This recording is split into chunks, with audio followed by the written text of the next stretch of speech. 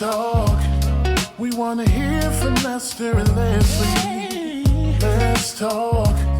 We're on a journey, come along with me. Let's talk. We're bringing a new perspective. Let's talk. Let's talk. Let's talk with Lester and Leslie. So you were on the Absolutely. Candace track. Yeah, where it got to the point where it was just like I started to feel like the farther away I got from the culture, that meant the better I was. Mm-hmm. Like with the prison sag and like you know what I'm saying? Like, and that was so harmless. You said prison sag? Yeah, like anything that represented like the negative of Black culture. Okay. And that's what that is what I attributed Black culture to be. Mm-hmm. Why do I sound like this? Okay. So Does it sound far weird? away? Yeah. Like, anyway, I'm back. Welcome back. Welcome back. Welcome back. Okay. Yeah. So, yeah, I started to become a self-hating Black, I guess. But here was the issue though. Like, I genuinely liked the music that I was allowed to listen to. Right, because you've been exposed to it. And can I add more context to when you say self-hating Black? That because this just hit my spirit just now, because I was joking with a friend of mine when they were talking about some of their, and I'm not going to call their name because I think they listen to the podcast. Hey, friend, I'm not going to call your name out, but hopefully we'll be able to talk for season 2. So he was one of my queer Black friends. He had posted someone who was cute. He has dated, married, white, divorced white guy, and he's a mixed race himself, but mainly Black. And he had posted something in which he jokes about this all the time, about like posting all these hot white guys, and sometimes when he posts Black guys, or the tone feels more sexual than like, oh, I want to create a relationship or something that's more like you do with the other. So I joked and I said, oh God, there's that self-hating stuff. Now, this is what I want to add for context for that definition, because it just hit my spirit now. I think the reason why some people don't, I'm not talking about my friend or you, but just you, when you see some of these interviews with like some of these Black MAGA folks and stuff, and you tell them, oh, you're self-hating, they will sit back and tell you with a very clean smile and no regard, I don't hate myself, right? Here's the thing. It's not that you hate yourself, is that there are aspects of our culture that you don't associate with yourself. It's detached from you. So, like when they talk about the education to prison pipeline, oh, that's not me. I went to private school. What are you talking about?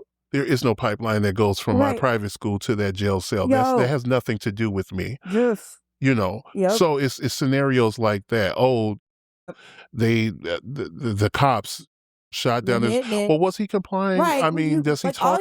How was he talking? I remember right now the hot topic in politics is the ID thing that the administration is doing right now, right? So they've got all these Black folks. The narrative is that the reason why they're implementing this is because they want to, for voter suppression, and one of the narratives is that this is going to, as everything does, affect minorities the most. So the narrative is, they're trying to keep minorities from voting. So now you got a lot of these Black MAGA folks that's like, they're not preventing me from voting. I saw this one girl say, with a terrible weave in her head, as they always tend to have bad wigs. Makeup, bad weaves, like it's like your life is on your face. Anyways, trying to be like that Mar-a-Lago face. When you see an image that is actually not meant for you, and you're trying to replicate it, you're always going to look stupid. You're always going to look a mess. Anyways, yep. And that happened to me too. Because I look at these old photos of me. We're going back into the trauma. Yeah. Because I'm like, that could have been me. I could have been on there. Well, with the bad wig. One of the things I'm glad we have is perspective in like those Black alt communities. So we see that, no, this isn't just us, the folks like you or myself, to certain degrees, assimilating to something that isn't meant for us. This is just what we vibe now with. This is in our spirit, and all of us are not the same. But anyways, going back to, what was I talking about, Jesus? Self-hating black. Self-hating black. It's not that they hate themselves, and at least that's not how they see it. How they see it is these things that you associate with the black culture, I don't associate with in my black experience. So yeah, I'm not, I could never be assaulted by a cop because I show up correctly. Yep. That's you guys, because you guys are uneducated. That's what she said on her interview. She was saying, oh, well, how is this suppressing minorities from voting? Because if you're educated, you know how to get your ID, something to that effect, where she said, like, if you're educated, you know how to obtain your birth certificate or a real ID, right, or whatever it is that they're requiring for you to vote. Right. So this is not suppression to minorities because you're just not educated. That burned me up seeing that, but all of them speak crazy like that. Yeah, and I was talking like that too. I was talking exactly like that. The Candace track. Yep. Where I was just repeating that type of rhetoric, and I was, because of the fact that I was not raised like that. My family was qualified as be upper middle class, actually. Mm-hmm. Yeah, you were on Hillside. You were on the other side of the tracks. I was literally on the other side. Quite literally, from me. Not to say I was on the bad side, but there, like, can hear it from my freaking she's room. on the north side. No, yeah. Technically, I was on the north side from you, but anyways. Well, I mean, different directions, but yeah, I was on that side. Right. So yeah, that, like, speaking from a part, like, I didn't realize that where I was in life afforded me the privilege of having the things that I had. I'm saying we had cable. You mentioned that too. And then, let me ask you, because I feel like we've been in this space where we've recognized a lot of the pain points and the traumas. What was the pivot? What made you turn? And be honest when you think about it, because I feel like we've talked about this before. And you have to remember when we go here, right? Our Christian faith tells us that God can use anybody. It is so many stories where burning bushes are talking, coat hangers, all this stuff. Like, it does not matter if God is trying to get a message to you. The vessel is unimportant. What's important is the message, and I'm dead ass serious, because if you want to talk about it, like, remember, like, my coming out story that came through someone who I was not with anymore, but I've learned so much in that relationship about myself. And I will never deny that when it comes to my past relationship with my ex. Like, I'm finally at a point now where I can acknowledge that as a value add to my life. Even though you and I did not work out, I can see why God had you in my life during that time. Yeah. I needed to be free, and you were the vessel that God chose to use to help me find my freedom. So, with that said, no. what and or who made you wait? And you don't have to say a name, No, I'm not going to. Period. I'm not going to. I know who you're talking about. I know you know what I'm talking about. But so obviously, I guess this was just maybe around the pandemic. We'll go back to 2020. Okay. And, like, as far as my political values, I guess might have been center right, simply because of the fact that, like, I came from privilege. But I guess I was kind of learning about how there was human rights, and to actually be concerned about human rights over profit, or people over profit. Mm-hmm. And that's when, and then, like, later on, the more bills I started to pay. That'll humble you real quick, huh? There it is. Yeah. Especially when it came down to like everything, like insurance and rates and how bank loans work and how that's volatile because there's nothing really property taxes. Property taxes. Well, this came a little later. That came a little later. But the way that my money was being allocated, like obviously I had to pay more attention. I was very aware of like that I felt very proud, and I still do, taking my civic duty as a citizen to pick and choose my employees on who I want to manage my money collectively for the betterment of the community infrastructure. Period. That is what a politician should be. Someone who helps to do things for the community because they are public servants. Anyway, so I felt really, really passionate about that. And small elections mattered to me anyway from there. But it wasn't as priority, you know what I'm saying? But the more I started to pay attention to things, like how it was messing with my money, that's when I'm figuring that it's y'all's fault. Right. So I remember you used to be green. What was that? Libertarian. Let's go. And I remember I started looking into what libertarian was because of you, because I never heard of that party. That's right. I only knew right, blue or red. So yeah. So like my thing was like self-sufficiency, less government. And then the person who I was seeing at the time kind of opened my eyes to what I was really saying. Right. The message from God. Okay. Fuck the vessel. I did that too. But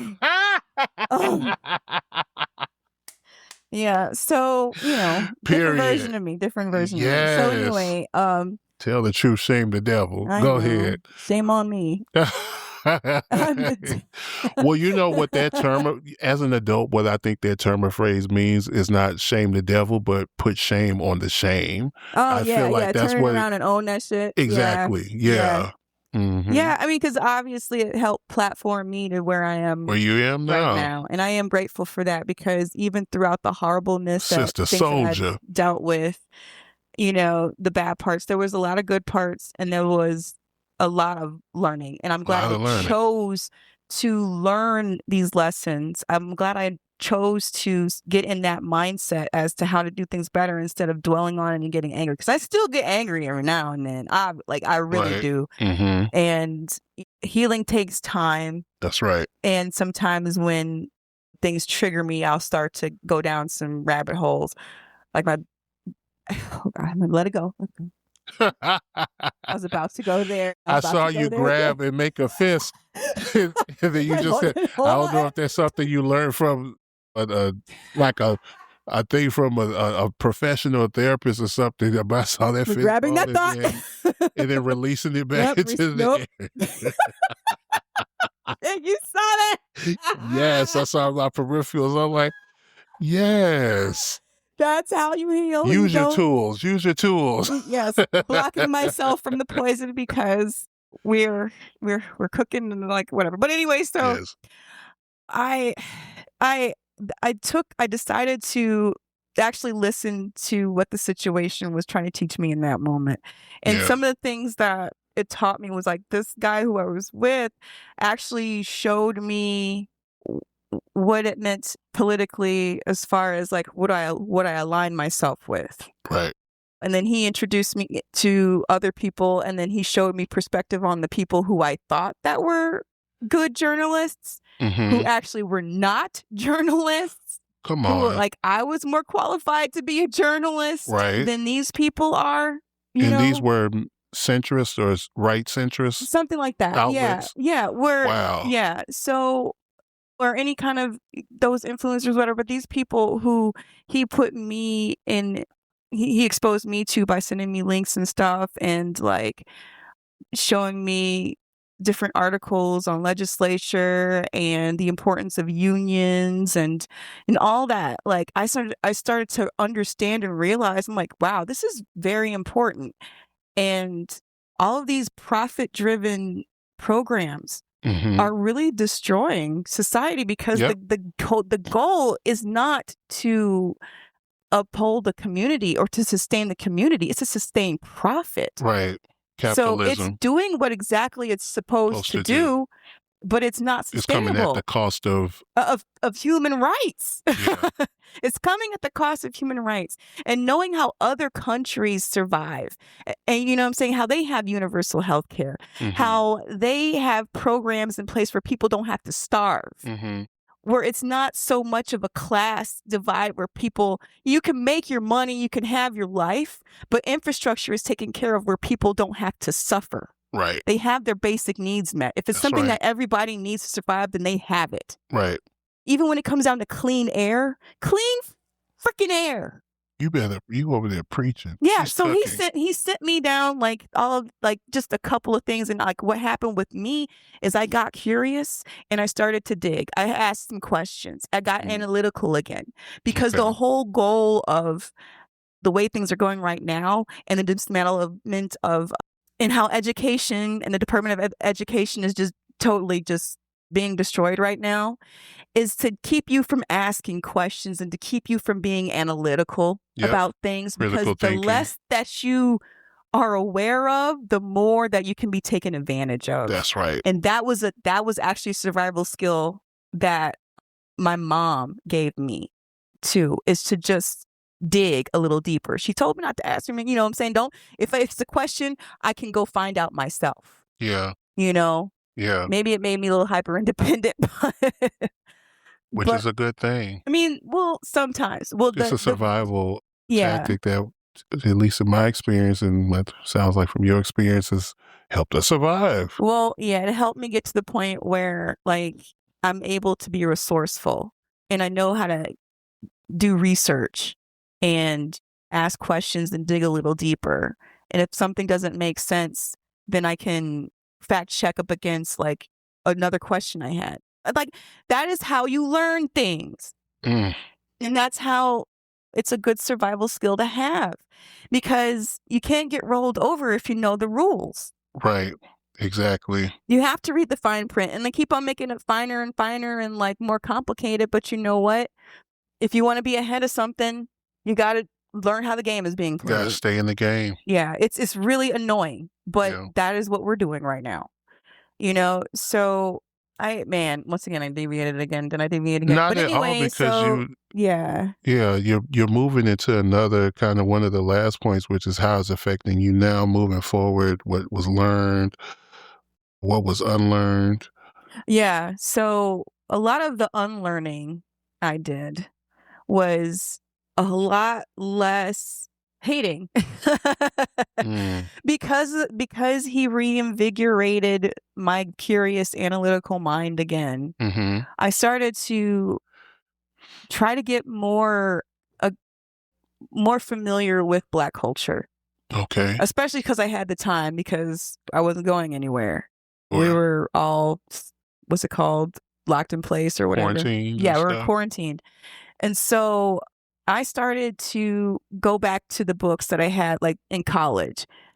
So I did take a Black Studies course. Oh, okay. Yeah, I did. And I think in college, that's when I wanted to get back into cultural roots then too. Yeah. But that's definitely a spark there. Yeah, there was that. Because those are courses that you get the autonomy to choose. Yes. And you could have chosen anything else. Yeah, I really could. I really could. Yeah. And I really liked that class too, because it showed like a broad spectrum of like civil rights activists and what they were proposing. I'm like, why doesn't everybody else want this? But like, and it made me realize that a lot of the talk about these abolitionists, especially Malcolm X, that is my favorite point of reference. You've mentioned him a few times. Man, that guy, oh gosh, I love, like, I don't know, like, obviously I don't like to put other human beings on pedestals that or whatever, but because nobody's perfect. Right. Everybody is a human being, and nobody's better than any other being who's a human being. So period. Right. So he's really inspirational to me. And he inspires me to have a heart that is for human rights and to see good in people, because he had prejudices too. Right. And there was a lot of speeches that he had before he went over to Mecca, and he saw all these different kinds all Muslims, all kinds of people like that over there. And it kind of broadened his mind to say like, oh, this is a social construct. It's not because white people are evil. It's because that these are evil people over here. Right. Saying like, this is a problem over in the United States that we are dealing with. And when you kind of centralize that behavior to not all groups, to not all of the entire group of people, but to a group of people that's centralized in this behavior over here. That's right. Things make more sense. It makes way more sense. And hate makes a lot less sense. You want to know how you just dropped a Bible verse just now? Shit, we need to start doing sound effects. Adding sound effects. I'm gonna have to ask our editor if he knows how to do sound effects. Anyways, right? I mean, add it to the bill. Anyways, what you mentioned about what you mentioned about the system and understanding that this is bigger than just ethnicity or race.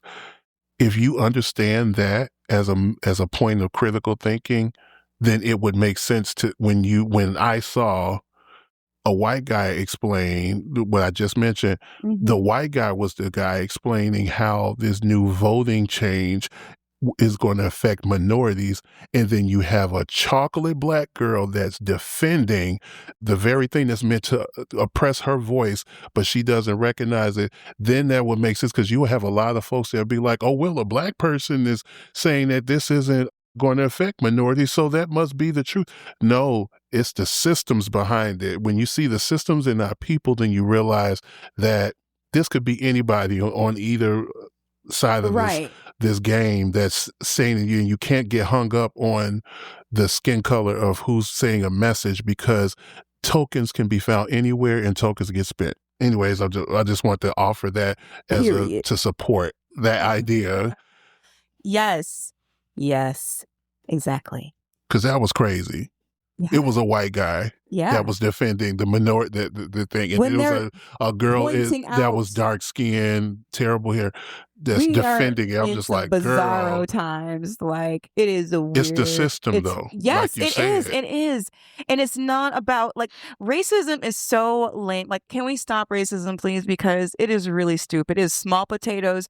It is taking our focus away from what we really Well, it's an effect of a bigger, right? We thought that was the root. It's a leaf. It's a whole lot on a capitalist tree or whatever, like it's not a root like we thought it was. It's close now. It's a big branch. It's kind of like a bacteria at this point that is, it's a flesh-eating bacteria. Period. But it's like a lazy form of hate, is scapegoating. Well, I'm not going to say, because the thing is, what these systems allow for is for those who are genuinely racist, those who hate the fact that we had a black president and want to make sure, you know what I'm saying? Or if they see a black person or Latin person doing well, now, just for the sake of the system feeds those kind of people as well as what they call it, as a after effect or a causality. Right. Is even though that's not the main purpose, it helps to serve that demographic anyways. Yeah. So, I mean, of course, because if you can move the goalpost and you're capable of doing that, why wouldn't you help out?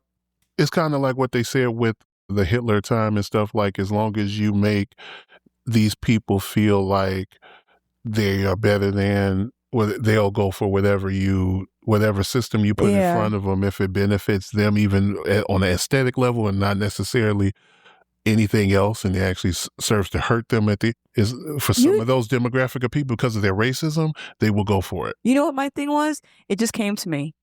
It was like, why wouldn't you want to be on a winning team? Yeah. Right. Even though, like I said, you're actually losing at the back end. You have a farm and now you can't afford to keep it open. You're on Medicaid and now your prescription drugs are astronomical, and you're eating less now because they took money away from SNAP. Like, you lose at the end, but at least you're able to say that Obama was an unfit president. Yeah. There's so, yeah. Yep. So going down there of like realizing, you know, how wrong and how, well, not like, yeah, I was wrong, and how tone deaf I was to human rights, and taking my dad's advice as far as like playing the game. It was a little less human what he was talking about, but like knowing that he worked with people who were Black and disabled and trying to get them on a way so that they can survive and live independent lives. So there was a level of kindness that I missed because I was so deep into the self-hating Black thing. Like, oh, well, all you got, because I had everything I needed. Separatism. I didn't have to suffer. I had everything I needed. My parents made sure that I had everything I needed. Right. You know what I'm saying? Our house had 2 bathrooms. My God.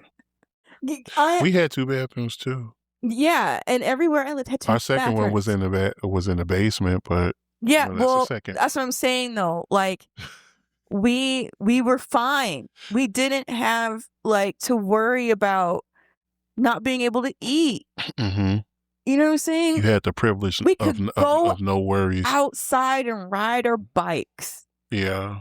They made sure that we were in a neighborhood that was safe. Just safe.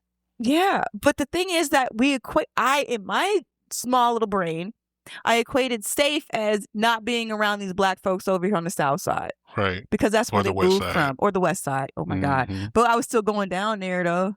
My mom was taking me down there. Yes. Yes. But I was sheltered because I wasn't allowed to. Don't touch them. Don't talk to them. Right. You stay, just don't talk to them. Just stay over here, stay close to me or whatever. Right. And so like it was me associating these people with negativity and like bad behavior. I'm like, oh, I'm thinking it as a behavior, you know, and I just ended up with a lot of white friends and dating a lot of white people and quote unquote assimilating to some white cultural aspects, like some of the music. I love that music though. And that's what I'm saying. Like you can't help, like you can't help that. You know what I'm saying? There isn't a genre of music that I don't like that I'm ashamed of being associated with. But I am sure there are some gospel songs that I love that may have some messagings that I don't currently subscribe to. Yeah. But because it's a beautiful song that I was raised in, you know what I'm saying? It's kind of like that. It's like R. Kelly. There's a lot of folks I hate that. Now, I did cleanse him out, right? Yeah. But I'm just using him as an example. But there are some folks that I know that's like, I grew up on this music and it's hard for me to separate just from hate it. The music, not the art, or hate the artist, not the music. I'm just like, what? How? I can't fight with that stuff. I mean, I could say for me that I grew up with the music too, and I was able to let it go. But that's totally different, though. I'm sorry, I didn't mean to associate your taste in things that would be considered in the Black alt community. Actually, now that's another thing. Yeah, that's why I said like some of the stuff that you like. I feel like I've told you this before. I feel like you would have naturally drawn to it anyway. Yeah. Assimilation or not, just because we're not a monolith. So well, that's the type of person that I am and that I was. I'm always going in a different direction. That's why I'm looking for different things. I like odd shit. I like things that aren't popular or stereotypical, just in general, like life stereotypes. Individual, we don't watch original. The Kardashians. You watch that one Netflix show. I kind of watched them, though. Oh, you did? I did. Oh. Because I thought they were really pretty. And I'm so sorry. I know, but Okay, bad example. Anyway. But you know, like things as far as like pop music. I mean, even though I did love Britney Spears. And me too. And Christina Aguilera was fun. Me too. I like Jessica Simpson too. Yeah, her early stuff. Early Jessica. Like married to 98 Degrees Nick Lachey, Jessica Simpson. That's the shit I liked. After she divorced him, it went. Oh, just like, yeah. the sad and unhappily wed. No, it got to be kind of. And they said that when she was doing pop music, it felt fake because now she's, country. That's where a lot of those girls are at now. Some of those pop girls I used to like back in the day, like Brooke Hogan and whatever, they went country. Miley Cyrus, she does her country thing too. So, but anyways, Miley Cyrus. back in the early 2000s, there was this whole started by Britney and them, this whole pop craze that involved infusing urban sounds into the music. Oh yeah, country grammar.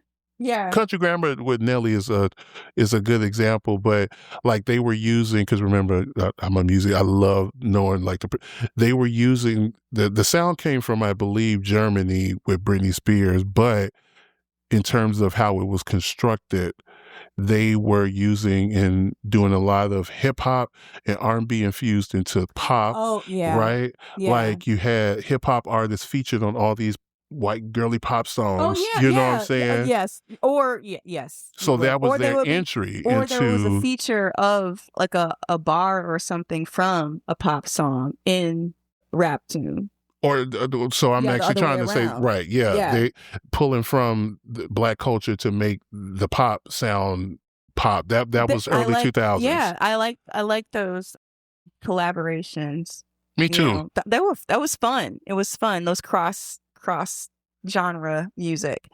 But I was looking for something different, and like I liked Raging Out, and I liked The Color Black, and I liked the Spikes and the the weird clothes. And we found out that there is a community for that. It's called the Black Alt community. Yeah, and I love them. I'm an elder now. Yes. So teach the children. And there's people who are my age who are like that too. And I was just like, oh my God, where were you 20 years ago? In Pennsylvania while you were in Illinois or wherever. Wherever I was. Because whenever I saw someone else who was black who dressed like me, I was like, wow. I bet most of them in our age group all have kind of the same. This is one reason why I'm doing this podcast. That's one of the reasons why I feel like, because this perspective is one I don't think I've heard a lot, but I feel like if we surveyed and found out where a lot of those alt guys, I bet a lot of them grew up in the suburbs too, if they ever surveyed the black alt community. I wonder, I'm going to throw this out in the Facebook group. That's interesting. Like, were you raised in the suburbs? I'm sure like people who probably had, who weren't raised in the suburbs, who were raised in the city, who were alt, probably got picked on a lot. Mm-hmm. Yeah. Yeah. It's all in the name. Alternative. I know that I was looked at a lot. I was called fake. I was called probably a pick-me, but not in that terminology. Sure. Was I called a sellout? I don't know. Maybe. I kind of feel like those are maybe trauma points too for you. It was an identity thing where I'm like, why can't I like that? And then what fed that was, well, you know what? Well, they're beneath me anyway. So yeah. Thank you. Who gives a fuck? Yo! Oh my! I know. My back. I know. Yeah. Yeah. Call me Dr. Phil. Maybe not Dr. Phil. Absolutely not. Maybe not him. Someone else. Call me Iyanla. I forget Dr. Phil's like a crazy Republican MAGA guy, but yeah, call me Iyanla. Call me Iyanla. Lasagna. It's like lasagna. Yes. That's a great character. Lasagna. So. Oh my gosh. Yeah. Yep. That was that. Oh God. So there's a lot of, I heard a lot of lessons there. Are we hitting the sore spot? It's just so, God dang. I want to go back in time and just slap myself. Like, just, God dang. Because and it was very hindering, and it had a lot to do with me showing up as a people pleaser. Yeah. So it goes on to, it did a lot of damage. Yeah. Because I let it get there because of the fact that I let bullying get to me. Mm. And I just took a different route, saying like, well, you know what? I'm better than you anyway because I'm like this, and you want to be over there with your pants down over your butts. Yeah, I feel like you mentioned it earlier, the Candace route. Yeah. I feel like all those kind of like Black Republican, not Republican, let me phrase it, Black MAGA. I feel like kind of have a number of them have that kind of like attitude of superiority. Yeah. Because especially when they have all these white people who are not, because I have a lot of white friends who are actually my friends. Mm-hmm. You know what I'm saying? Like, you're not the token. You're no, I'm the not. friend. I'm family. Right. And like, I love them so much. But like, it's just, it's just, it gets to the point where I remember my grandmother was so happy that I married a white guy. Yeah. And it was like a symbol of status. Yeah. And in her time, it might have probably was. Probably. Yeah. So I kind of weaponized that. I can pull a white person and you can't. So something like that. I mean, the vibe was there, but I don't think I was brave enough to say that. Right. And I don't think that these are internal very thoughts. True. I don't. It was an underlying internal thought. It was, but not something like that severe. That's why I was able to wake up. Thank God. Yeah. Because it wasn't that deep. So yeah, like, oh my gosh. I just thinking about like the version of the person that I was. I mean, it just led to a lot of it led to a lot of bad thinking, and I had to unlearn a lot of that and become more human and to see things for what they were and to be more analytical about things and to appreciate my culture, like Black people in general, and another thing that ignited it too was doing the ancestry, because because it all kicked off because I wanted to see if I was actually Native American. We all did the ancestry during COVID. Yeah. Amongst other creative things to try to keep us entertained. Yeah. So I wanted to know like more of my genealogical roots and to see if I was actually Native American. Very, very, very small percentage. I think it was like less than 1%. But everything else came out to be like 46% broken up countries, and then which were all Northern European. Just like, wow, how come that much? Right. It says Negro on both of my parents' birth certificates. How come that much? I hope it does. It does say Negro? It does. So I needed to know, and then that's where I started to dig, and that's when I started to like understand and appreciate who I was, and to understand more about like Black contribution and the nuance of Black, like how Black is not a monolith. There's all different kinds of people who just happen to be Black to do great things. And I started to learn about the history and the tragedy and to really sit with that too. I really had to actually learn about the struggle and the abuse and the rape and the how heinous it is, inhumanity, how people were treated and looked at as less than just because of the way they looked and just because that they felt entitled to their resources. Yeah, like it was kind of like, and that's how I learned about how racism became a construct, because people were looking for an excuse to take something that they felt entitled to, whether it be land or resources or just your humanhood, all of that. When you subjugate a human person to property, I like to bring this up for a second before we can probably close. Anyway. We are still technically right now, even though when you hear this, it'll be in March. Yeah. But as we're sitting here, it is like 2 days away from the last day of Black History Month. Anyways, I told you this story when we were sitting at White Palace, I believe. I was chatting with a musician friend on Facebook. She had mentioned, like, why isn't there more men speaking out about all these things that the administration is doing. This is a musician here in Chicago. This is a white singer. And I put in the comment, I said, and I'm paraphrasing, but basically like, first of all, I do speak up and I do say stuff myself, but I was thinking from a Black perspective, like the traumas that we have ingrained in our DNA include feeding our children to alligators in Florida, taking our teeth and our body parts and making furniture or using them for medical reasons, creating farms, mating farms just for us to breeding farms just for us to breeding us like animals so that folks can have free labor, using our hair to stuff furniture. Like that is our American history. Yeah. That they don't, we didn't even find this stuff out until like post. Until after school. This wasn't a part of and then now they're trying to soften even the story that we got of what slavery was. They're trying to soften it even more right now with the education department. And there were revolutions.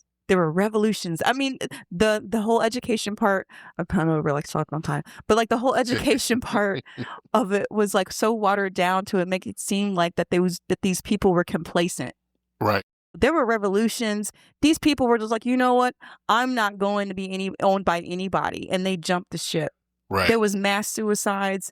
There was all kinds of like revolts and resistance that we weren't aware of because it wasn't in curriculum. But like I started to learn about those things and how precious our existence is right now, because at this point we weren't supposed to get this far.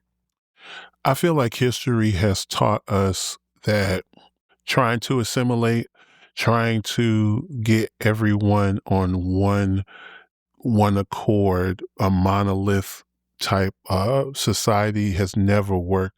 No. America was built, right? The concept of America was built as a separation from Europe. In the whole caste system, chase system? Well, not a caste system, but like they didn't want to be under a monarchy. Right.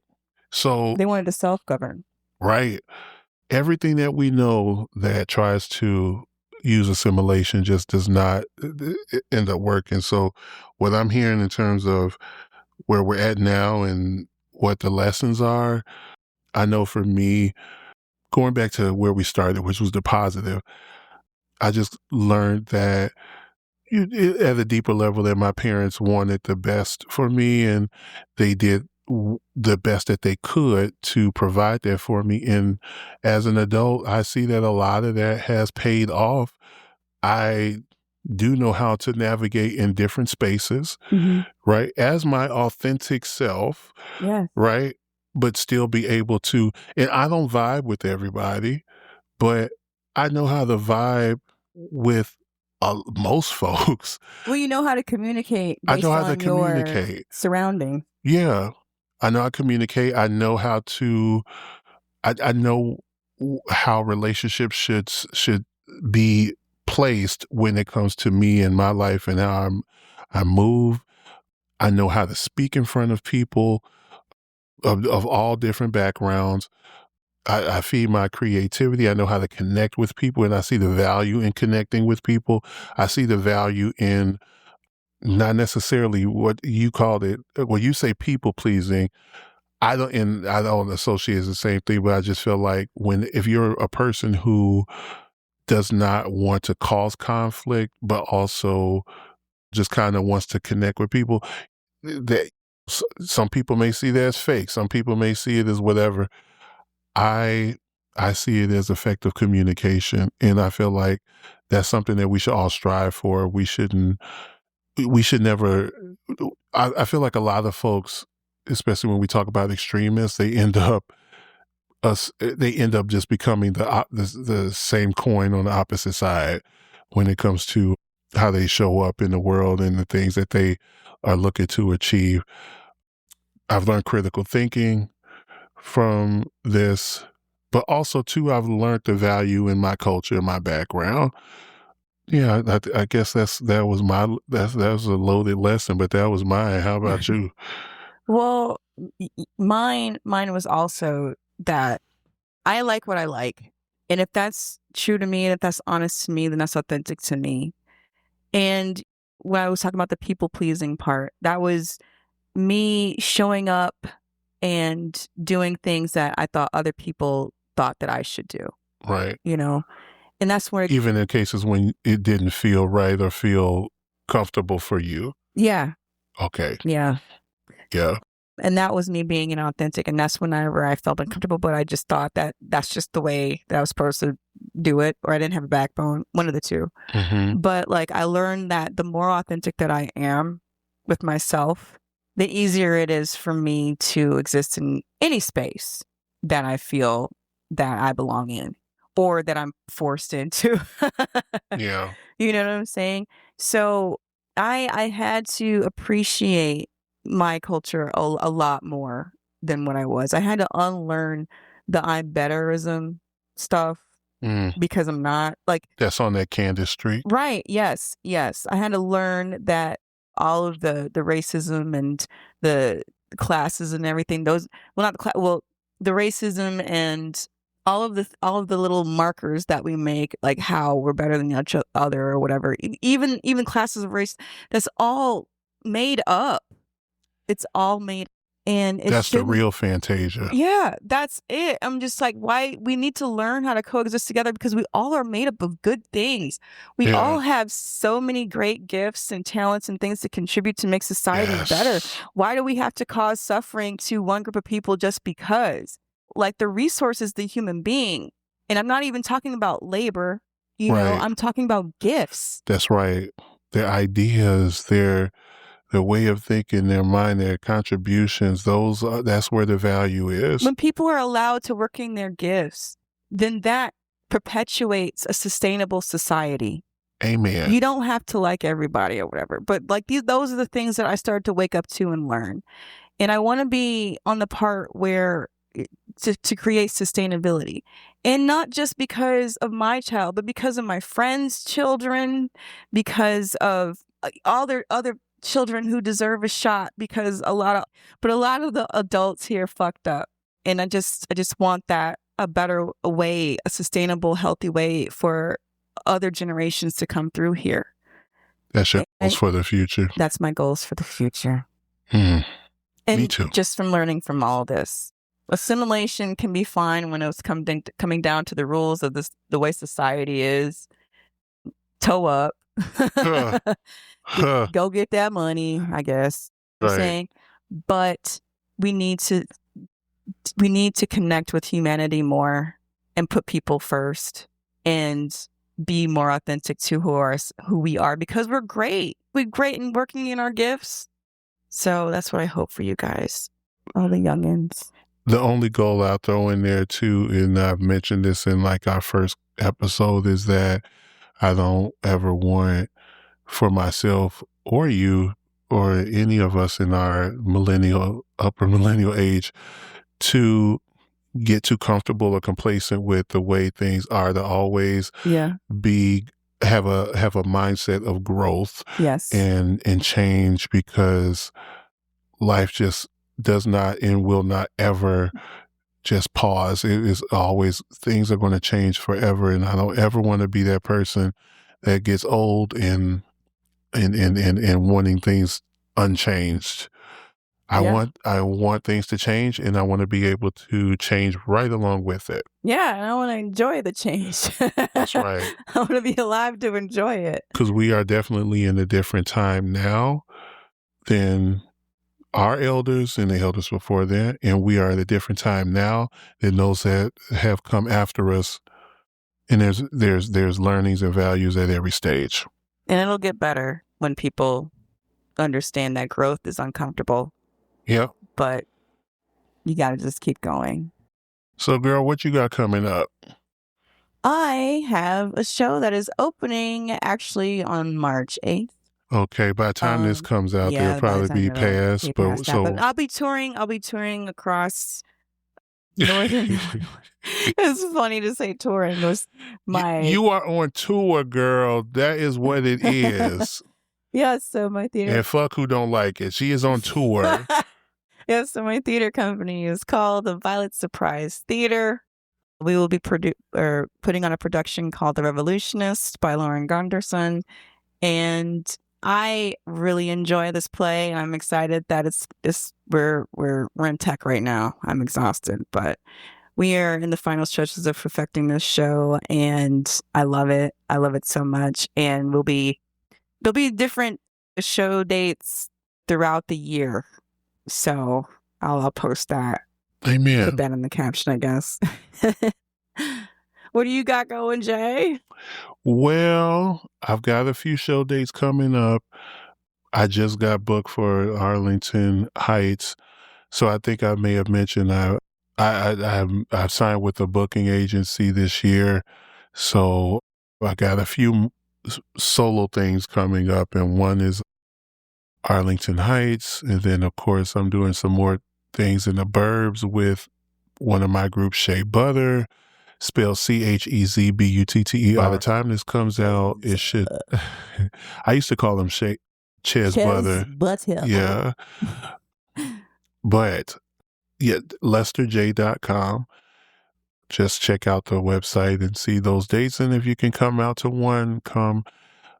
One of the things that's back in my mind now is what date I'm going to put down for the expanded Luther Vandross show in 2026. So hopefully by the time this comes out, I'll at least be talking with some venues and getting a crew together and what that's going to look like. So that's exciting. Yeah. It's like every time you perform, like I've seen you just like in random festivals. My God. It was fun. a festival. I love festival season in Chicago. Yeah. Like Chicago's just so dope. It's great for live music, especially outdoor live music. We've got the best skyline. We've got the best food. We've got the best entertainment. We got the best people. And we got the best people. Have you seen our mayor and how he's standing up to tyranny right now? Yeah, I feel J.B. Pritzker, he's not perfect, but he's saying some stuff over there in his little chair, you know? Yeah, and I'm happy that they are people focused, and like we're able to have. See, this is what happens when you let culture be culture. Mm. You know, when you let people work in their gifts. Yeah. When you support them and you understand and appreciate the contributions that they have to give on all levels. It's not just art. It could be math. It's not just like academic. It can be analytical type of things, systems, engineering, anything. Just let people work in their gifts and support them, because that's how a sustainable society can be a sustainable society. That's right. That's right. Yeah. Yeah. Well, so I'm excited for festival season for you, especially. It's a riot. Come through. For all of us. And then, like I mentioned at the concert, I'm hoping that you can find me a good rave to go to, because I've never been to one. You know what? Let me take that back. Can we pick before we close? Yeah. I have been to rave environments, and I feel like that's the reason why I want to go to like an official quote unquote rave. Like when I think about rave, I think about kind of like warehouse environments. And I've done shows and been a part of shows that were in the blues and rock, like underground kind of stuff, underground, exclusive, uninhibited kind. Like I've been in those spaces both as a talent and also as a consumer. But the genres of music have usually been like hip hop. I've been to a bunch of underground stuff when I was in college, where they're doing like these kind of like dance things. And it's, oh, gosh, it's so, I've never gone to official rave. I want to do that this year. It's not on my goal list, but it's something that I want to do. And Leslie is a rave expert. She's going to facilitate that. I can't wait. Like, all right. We'll go. Did you have anything else? Nope. I think we can leave. Well, this is your soon-to-be favorite Uncle and Auntie. But we ain't claiming y'all. Not yet. Not yet. I can't afford it. Right. But the cult is coming. Yeah. Look forward to that. Bye. Bye.